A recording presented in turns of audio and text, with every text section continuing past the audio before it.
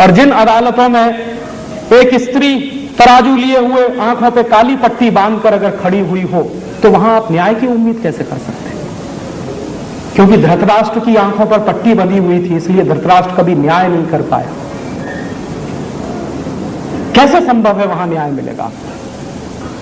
इसलिए हिंदुस्तान में न्याय की व्यवस्था आपको लानी पड़ेगी। ये तो अन्याय की व्यवस्था है जो चल रही है। अंग्रेजों ने चलाई थी ये अदालत, तो अंग्रेजों के बाद खत्म कर देनी चाहिए थी, हमको अपनी अदालतें चलानी चाहिए थी। और सोचना चाहिए था कि अंग्रेजों से पहले 20,000 साल का 25,000 साल का ये देश है, तब कैसे फैसले होते थे। उस जमाने में फैसले होते थे गांव पंचायत में, गांव समाज फैसले करता था, गांव की अदालतें होती थी, सारे फैसले वही हुआ करते थे। तो हजारों साल अगर इस देश में ग्राम पंचायतें फैसला कर सकती हैं, तो आज क्यों नहीं कर सकती? आज भी हो सकता, बशर्ते कि इस व्यवस्था को उलटने की जरूरत है। और यह व्यवस्था इसलिए भी उलटनी पड़ेगी कि अगर आप चाहते हैं कि आपको न्याय मिले, तो यह अन्याय की व्यवस्था खत्म करनी पड़ेगी, क्योंकि जिस समाज में न्याय नहीं मिलता वहां अन्याय बहुत होता। मेरे बहुत सारे दोस्त हैं जो शरीर से दिखने में हिंदुस्तानी है, आत्मा उनकी अंग्रेजों वाली है। वो अक्सर मुझसे कहते हैं कि राजीव, अगर अंग्रेज नहीं आए होते तो हिंदुस्तान में कभी न्याय की पद्धति नहीं आती।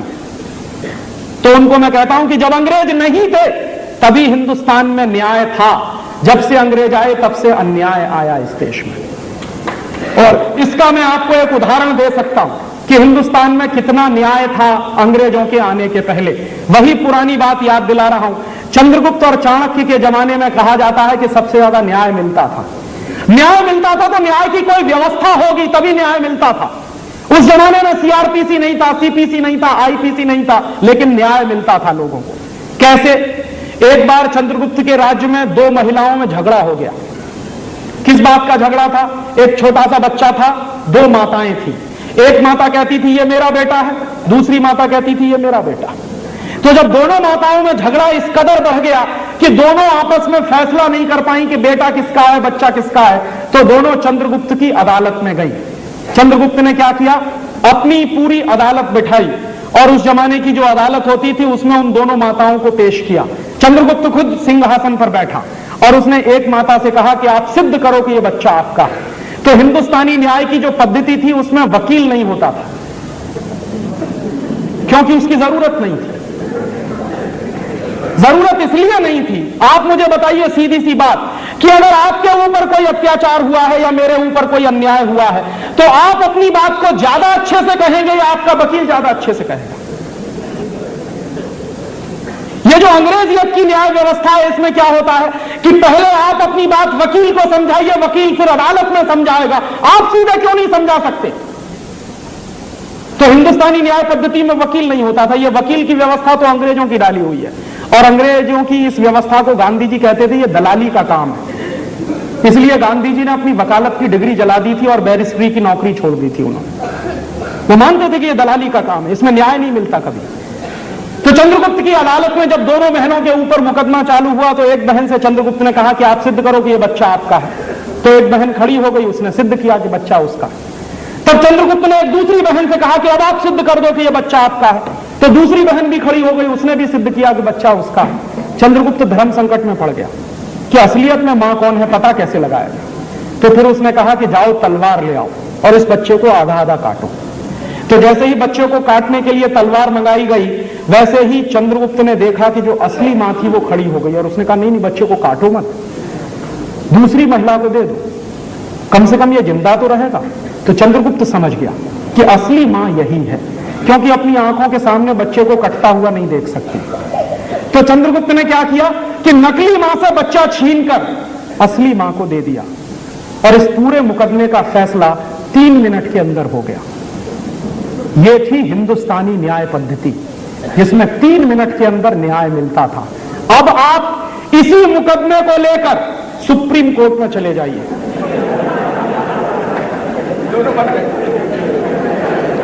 और मैं आपसे कह सकता हूं कि कम से कम 20 साल लग जाएंगे और तय नहीं हो पाएगा कि कौन असली मां है और कौन नकली मां है। और हो सकता है दोनों माताएं मर जाएं, लेकिन मुकदमा चलता ही रहेगा, चलता ही रहेगा, चलता ही रहेगा।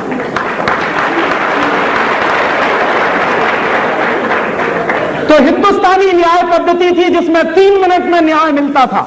ये अंग्रेजियत की न्याय पद्धति है जिसमें वर्षों वर्षों मुकदमे चलते रहते हैं। और यही कारण है कि आज हिंदुस्तान की अदालतों में 4 करोड़ से ज्यादा मुकदमे लटके हुए हैं। 4 करोड़, आप जरा कल्पना करिए तो अंदर से रोंगटे खड़े हो जाते हैं। माने 4 करोड़ परिवार हिंदुस्तान में न्याय की आस में बैठे हुए हैं, पता नहीं कब न्याय मिलेगा उनको। हिंदुस्तान में मुश्किल से 15-16 करोड़ परिवार हैं और उन 15-16 करोड़ परिवारों में 4 करोड़ परिवार अगर न्याय की आस में बैठे हुए हैं तो ये कौन सी न्याय पद्धति है? माने 1/4 परिवार न्याय की तलाश में है, पता नहीं कब न्याय मिलेगा। इसलिए आपको ये बदलनी पड़ेगी पद्धति, और एक हिंदुस्तानी पद्धति आपको लानी ही पड़ेगी इस देश में। और हिंदुस्तानी पद्धति इसलिए लानी पड़ेगी कि हजारों साल वो पद्धति चलती रही और उसमें न्याय मिलता रहा। इतिहास में इस बात के प्रमाण है। हिंदुस्तान में एक से एक न्यायप्रिय राजा हुए हैं। तो जिस देश में न्यायप्रिय राजाओं की भरमार रही हो उस देश में न्याय पद्धति जरूर रही होगी। उसको तलाशने की जरूरत है, उसको खोजने की जरूरत है। हो सकता है वो उसी स्वरूप में आज लागू नहीं हो पाए तो थोड़ा हेर फेर करके, थोड़ा बदल के हम उसको लागू करा सकते हैं। इसलिए ये न्याय पद्धति भी बदलनी पड़ेगी। माने पूरी व्यवस्था आपको बदलनी है, जिसको हम कहते हैं अंग्रेजियत की व्यवस्था। तभी हमको सच्ची आजादी मिलेगी। अब तक हम क्या कर रहे हैं? व्यवस्था नहीं बदल रहे हैं, हम सत्ताएं बदल रहे हैं। एक पार्टी का राज आता है, दूसरे का आ जाता है, दूसरे का आता है, फिर तीसरे का आता है, तीसरे का आ जाता है, फिर चौथे का आ जाता है, फिर 5वें का आ जाता है। माने पार्टियों को हम बदल रहे हैं लेकिन व्यवस्था वही चल रही है। अब मैं आपसे यह कहने आया हूं कि पार्टियों को बदलने का काम बंद करिए, व्यवस्था बदलने का काम शुरू करिए। और इसको मैं एक मुहावरे के रूप में कहता हूं कि हम क्या कर रहे हैं? कार का ड्राइवर बदल रहे हैं, कार वही चल रही है जो अंग्रेजों के जमाने में चल रहा है।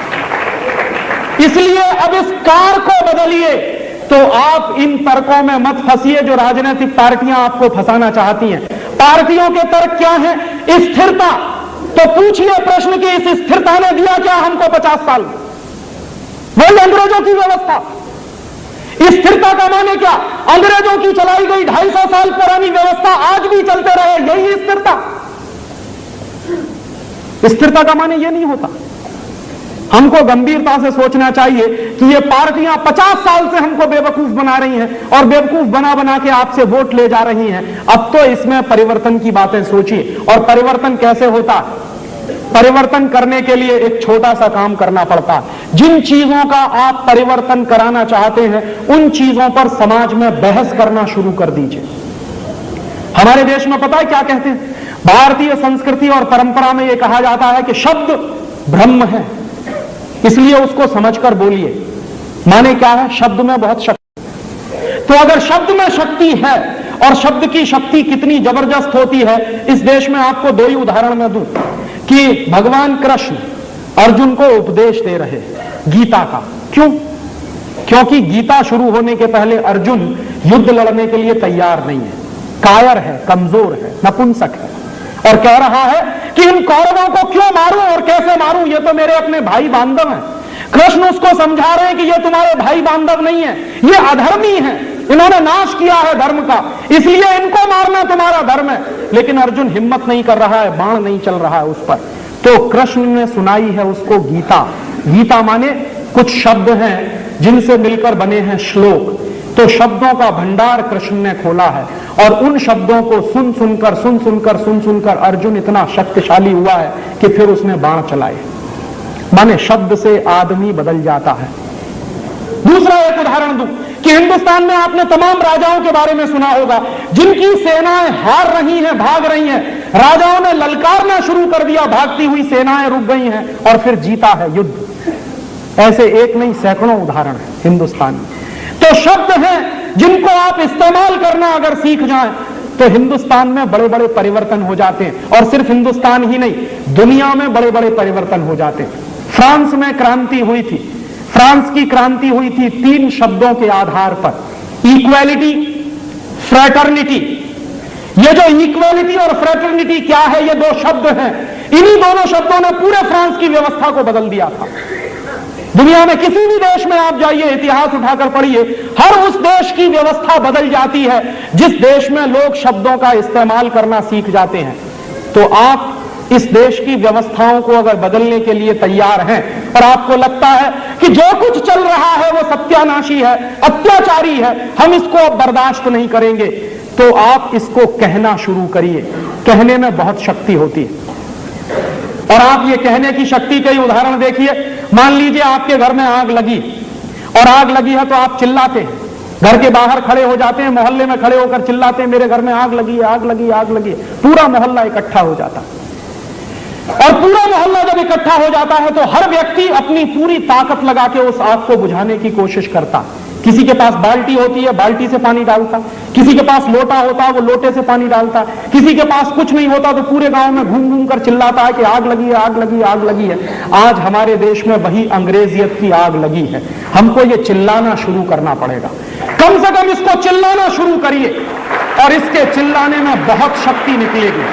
आप कहना शुरू करिए कि यह अंग्रेजियत की व्यवस्था क्यों चल रही है 50 साल से। एक साधारण सा वाक्य बोलना शुरू कर दीजिए अपने जीवन में।